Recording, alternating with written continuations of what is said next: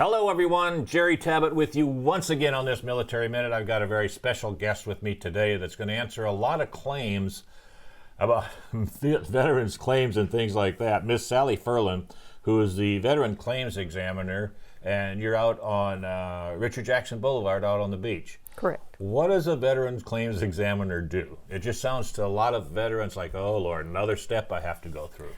Actually, we used to be called Veteran Service Officers. So we still do the same things that Veteran Service Officers do. It's just that the state of Florida changed our name, our title, several years back. I help veterans with all kinds of things, whether it's claims or getting enrolled in the VA healthcare system. I help the family members of deceased veterans. I don't know how many people are aware that sometimes widows are eligible for benefits as well. That's one thing, Sally. If you just mentioned that, would you expand on that a little bit? Because a lot of widows don't realize that they do have some VA benefits there. Then not all do, okay? There are so many things in the claims process that people don't understand. If a veteran has a service-connected disability and that veteran dies of that service-connected disability, then the widow and any dependent children under the age of 18 or between the ages of 18 and 23 still going to school can file a claim for what's called dependents indemnity compensation. And the VA shortens everything. Everything has an acronym. Sure. It's DIC. Right. So if the veteran dies of a service-connected disability, or there are so many ands, ors, and everything, or if the veteran has been rated at 100% permanently and totally disabled for a period of 10 years, then the cause of death does not matter.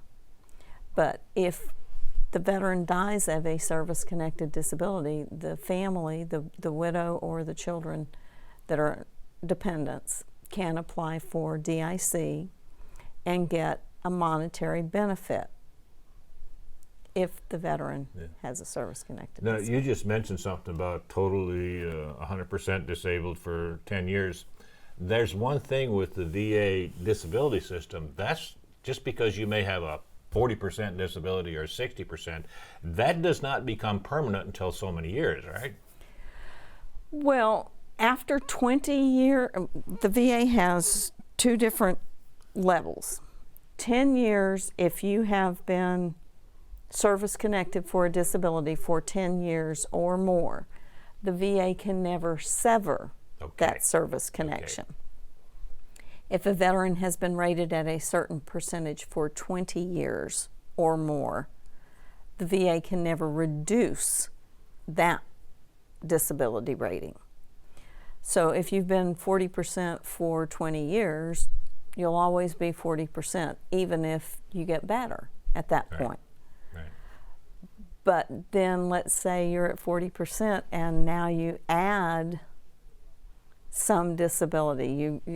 Let's say you have diabetes and now you have peripheral neuropathy due to the diabetes. So they grant, and you go from 40 to 60%.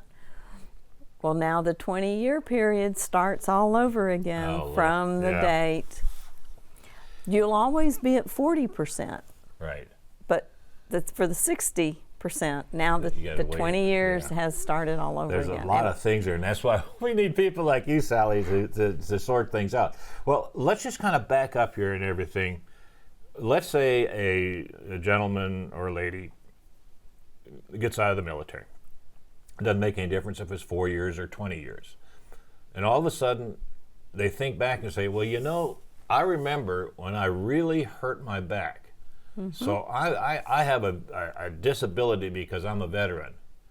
That's not true, is it? They have got, how do they get the process to submit this claim, and what kind of documents do they need to submit this claim? Because it's not just saying, go to the VA and say, I'm disabled, I need money, I need medical care. Right. You can do that And it's especially now, the VA can deny that claim very rapidly.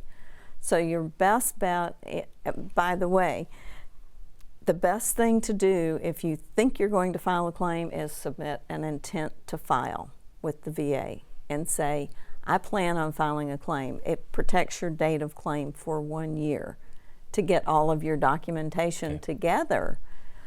Then, as you said, oh, I injured my back. Okay, do we have any documentation while you were on active duty of that injury? And if there's no documentation, how are you going to prove that you injured your back? Right, right. And see, and that's the thing right there. When you get out, of course, everybody has that DD Form 214. We all get that. Medical records, though, and I found out about this when I retired in '88. You can actually request your medical records, and they will give them to you. A lot of people don't, and especially with our older veterans, like Vietnam War and Korean War, they have no idea where their records are. So how can they get, because they are kept on file, how do they go, or what agency, Sally, do they have to go to get these records, medical records, to show whether or not it's been treated in the military? Again, there's not a one-size-fits-all answer to that. The first place I always start for the veterans is we go to the National Personnel Records Center and request their records. That can be done online. That can be done with an SF-180. It doesn't matter how you do it. Eventually, National Personnel Records Center has to receive a signed document. They have to have a signature saying that you are the veteran and you want your records released. And of course, you're going to have to give them all the information when you were in and what address you want it sent to and everything. If you have never done anything with the VA and they have your records at the National Personnel Records Center, they will mail them to the address that you've listed. If, on the other hand, you have ever done anything which, as we were just mentioning, you get the older veterans and they go, I've never done anything with the VA. Right. Well, we find out that, oh, maybe you did do something with the VA because your records were loaned to the Department of Veterans Affairs. So they're not at the National Personnel Records Center to look at. In that case, you can request them from the VA Records Management Center, which is where they would go. It takes a long time to get them from there. If from the National Personnel Records Center, you usually have them within 90 days, or a letter saying that they cannot be located. Are you aware of the fire that was at the National Personnel Records Center in 1973? No, I'm not. A lot of veterans will get a letter saying, your records may have been in the area of the fire. And I've had some veterans that their records actually were, but the National Personnel Records Center has done everything in their power to archive as many things and they try to save as many things. I have seen pieces of paper come back which they're copies and you can see the burn marks. And so the right side of the page is completely gone. But there's some documentation there. All right, let's say we get the documents together and everything. We have our medical records. We've got our DD Form 214. What is the next step? Because you can't say, okay, I got this, now file the claim. You've got to have a CNP exam, they call it. No, not at that point. Oh, not at that point yet. You still got more paperwork. No, at that point. See, that's why I'm glad I have you here today. At that point, if the veteran has just recently gotten out within the past year or so, I would say go ahead and file the claim, even if you haven't had any medical treatment. But if they've been out for 10, 20 years, we're going to use the back example. Have you been treated for the back? No, haven't gone in, haven't had any problem with it since I got out. That's going to be a little bit difficult, not impossible, Right. but a little bit difficult to get that done. So my recommendation is at least go to the doctor one time and tell them that you know, Right. why your back is bothering. Because if you're in my office at this point, your back must be bothering you again. Right. So you need to go to a Right. doctor. So now we've got some recent medical records as well, and you file the claim. Okay. Now I know that a lot of, like me, when I retired from the Air Force in August of 1988, they automatically did a VA exam on me because I had back problems already documented. So they already did that for me, and I actually retired with a percentage already. disability. So that's an advantage for us. But again, it's our older veterans that are having the trouble. And I mean, I'll be honest with you. I've got a brother that he's got some buddies. Don't worry about it. He was in Vietnam, Marine during Da Nang, lost half of his platoon. He said, they told me all I got to do is if I get sick, go to the VA. You got to have all this documented. You can't walk in and say, take care of me, I'm a veteran. You've got to have the documentation. Well, actually, now that's a different situation. If you're just talking about, I need care, I need medical care, and he was in Vietnam, that puts him in priority group 6, which means he is eligible for treatment Right. at the VA clinic. But again, there's a form. Exactly. The VA And has a that's- form, and and that's the a problem, VA trying form to- 1010EZ. Trying to get away from those forms and everything. We're going to be running short of time. Here. Okay. We've just got a couple of minutes left, but a couple of quick questions. From the day you file your VA claim, people expect it to be back within 30, 60, 90 days. It takes longer than It that. does What's the take longer. average time length once you file that claim for the VA decide whether or not you have a disability that you can get compensated for?